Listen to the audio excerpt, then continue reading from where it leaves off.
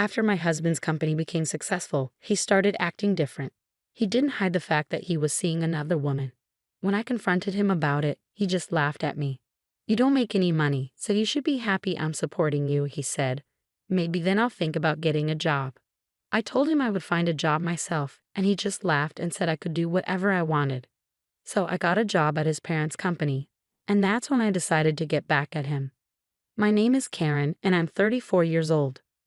My husband Michael is 36 and runs a printing company. We used to work at the same place.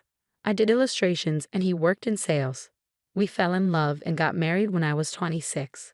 Later, he left his job and we talked about starting our own company together.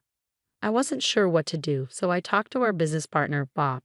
We'd worked with Bob before, back at our old job. He was the CEO there and had his hands in lots of different businesses, especially dealing with advertising. Bob liked my illustrations and was keen to support us. He even put some money into our new venture. "I really like Karen's drawings," he said.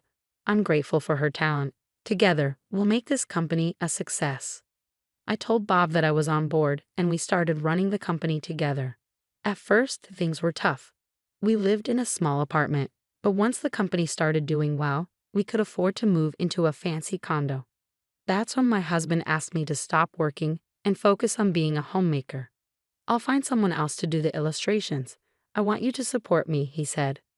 I felt like I had to go along with it, but I knew I had to tell Bob about what was happening. He had invested in our company, so he deserved to know. "I'm really sorry, but I have to stop doing the illustrations," I told him. Bob seemed genuinely upset. "I'll miss seeing your drawings, Karen. If you ever want to start again, just let me know. I'll always be here to help."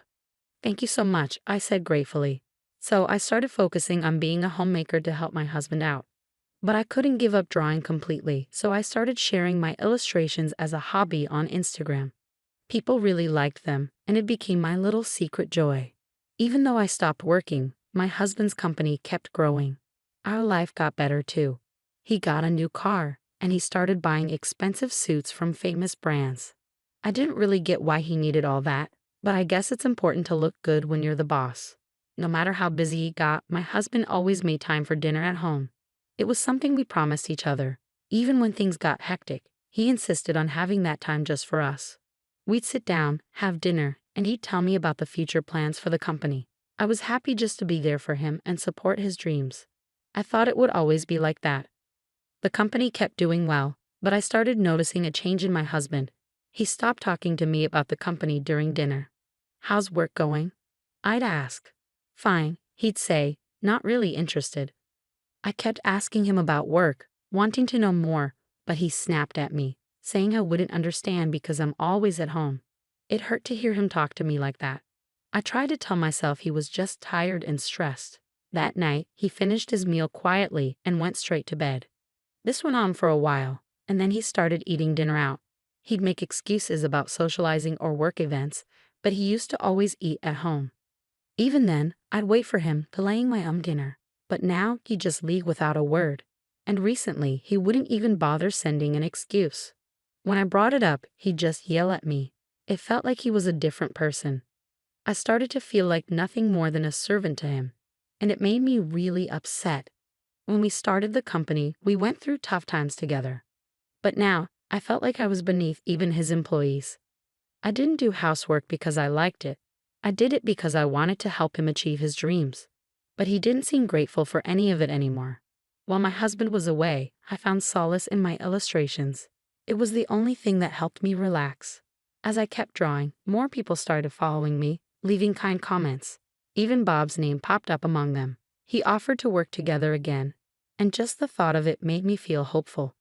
Without that hope, I don't know if I could have kept going.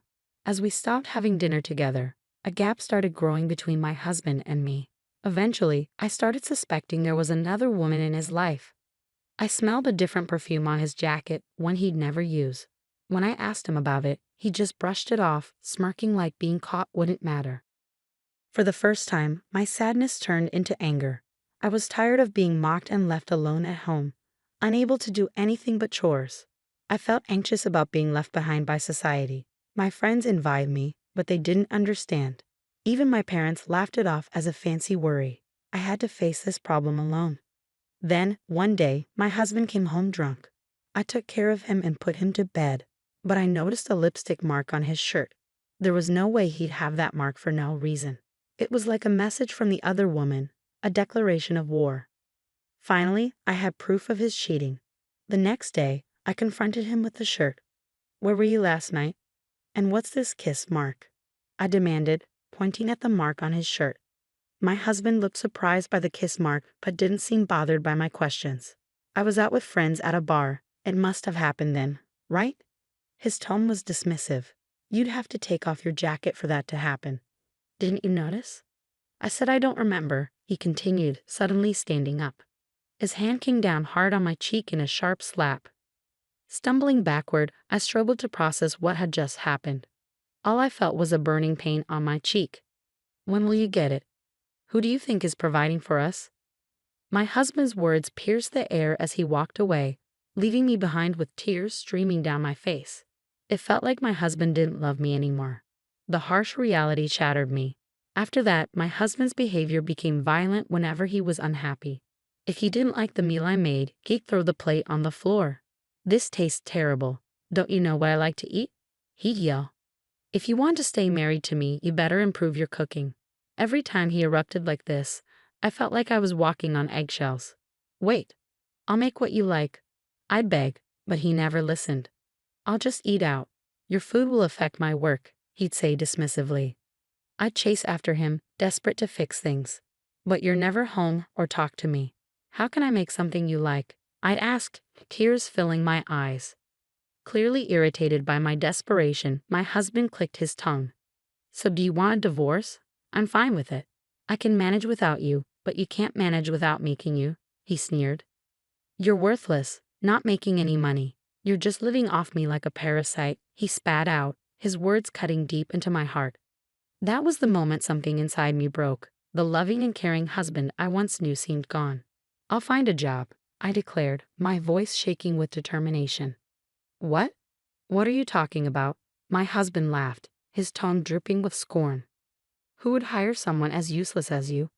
I gritted my teeth, trying to contain my anger. I couldn't let myself lose control and end up facing more abuse. Since I couldn't fight back physically, I had to find another way to stand up for myself. "Fine, do whatever you want," my husband sneered. "But don't forget about your house chores with your measly income. I won't tolerate neglect." As soon as he left, I sprang into action. I hired a detective to gather evidence of my husband's affair. It didn't take long before I had plenty of photos showing him with other women, drinking, and going into hotels together. 1 week after gathering the evidence, I went to a fancy restaurant on the top floor of a hotel. I wore my best clothes, but I couldn't shake the feeling of being out of place among the wealthy clientele. Bob was already at the table when I arrived. "I'm sorry for being late," I said nervously. "Don't worry at all, Karen. I've been looking forward to our meeting," Bob said warmly, motioning for me to sit. "Waiting for you was no trouble at all." Bob had been a big help when my husband and I started our own business. Now, he was the president of my husband's parent company. "Thank you for supporting us when we went independent," I said gratefully. "I was surprised when you and your husband decided to go independent, but since we've worked together for so long, supporting you financially was a no-brainer," Bob replied. "It seems like your company is thriving, thanks to your efforts." Bob's expression turned serious as he spoke. "But today, let's focus on you accepting my invitation, all right?" he said, offering a reassuring smile. "Yes, of course," I said, sitting up straight and returning his greeting. Bob had always been a big fan of my illustrations. He backed us financially when we decided to go independent because he believed in what I could do. He was also the one person who encouraged me not to give up my career to become a homemaker. We lost touch for a while, but he found me on social media and reached out, I explained. We started talking again through email and text messages. "But you always understood my illustrations so well, didn't you?" I asked, hoping to confirm our shared understanding. "I've always been a fan of your work, and I'm really happy you didn't give up on illustrating," Bob replied warmly. "But I never expected you to accept my offer to join my team." Bob had offered me a job as an illustrator before, but I turned him down because of my household responsibilities. Still, he kept reaching out to me, and it was only a week ago that I finally agreed to join him. In a conversation with my husband, Bob seemed hesitant at first, but then he looked me straight in the eyes. I hate to say this, but Michael's company has a pretty bad reputation. What? Really? I was shocked. Everything my husband told me about his job seemed positive, so this news from Bob caught me off guard. I've been working with him for a long time, but ever since the business started growing, the quality of work has gone down. Bob explained. Deadlines are missed, mistakes happen, and he doesn't seem to take responsibility for it. Is this reputation widely known? Well, with his company growing so fast, it's bound to attract attention. But now, it's the wrong kind of attention. There are even rumors about him getting involved with a shady group, Bob said, his tone serious. I had no idea, I admitted, realizing how little I actually knew about my husband's business. Trying to change the subject, Bob said cheerfully, anyway, you'll be creating illustrations for us now. No need to outsource anymore. It's a big win for our company. I really appreciate you being flexible and understanding about my family situation, I said, feeling grateful. It's okay. We don't believe in overworking our employees anyway, Bob said with a reassuring smile. And so I started my job with Bob. My role was solely focused on creating illustrations, so I didn't need to go into the office. Bob allowed me to work from home, which meant I could balance my work with my household responsibilities. Drawing, something I truly loved, brought me so much joy. It had started as a hobby, but now I was thrilled to be working on commissions. As I was working one day, I heard the door slam loudly. When I went to investigate, I found my husband standing there, his eyes filled with rage. You traitor, he suddenly spat out. I was caught off guard by my husband's sudden outburst. To think my own wife would steal my job. That's when it hit me. The reason for his anger became clear. Since I started working with Bob, I began getting contracts with other companies. Thanks to Bob's recommendations, I managed to secure deals smoothly, and most of these companies were partners with my husband's business. This was my way of getting back at him. It must have been frustrating for him to have jobs taken away by the very person he underestimated. You don't have any right to say anything to me. I've just been doing my job, and you gave me permission, I said calmly, meeting his rage with determination.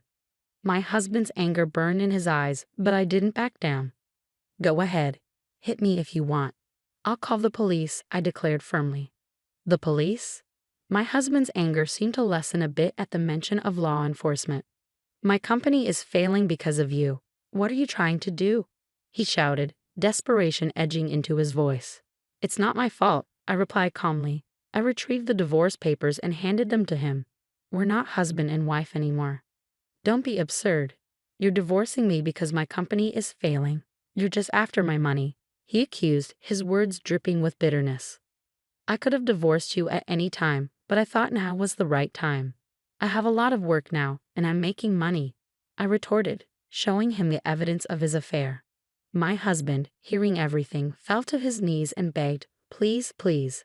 The company is in trouble. I can't handle compensation or a divorce on top of everything. Please support me. Everyone else has abandoned me as soon as they found out the company was struggling. You're the only one who hasn't. I didn't listen to his desperate plea. I left the house with only my work tools and a change of clothes. The next time I returned was to pick up my belongings after the divorce was finalized. My husband's company was making mistakes left and right, and no one wanted to work with him. He spent his days begging to pay me compensation. Meanwhile, I started living on my own, making a living from my illustrations. I became quite wealthy, but I never forgot my integrity, using my ex-husband's actions as a lesson in what not to do.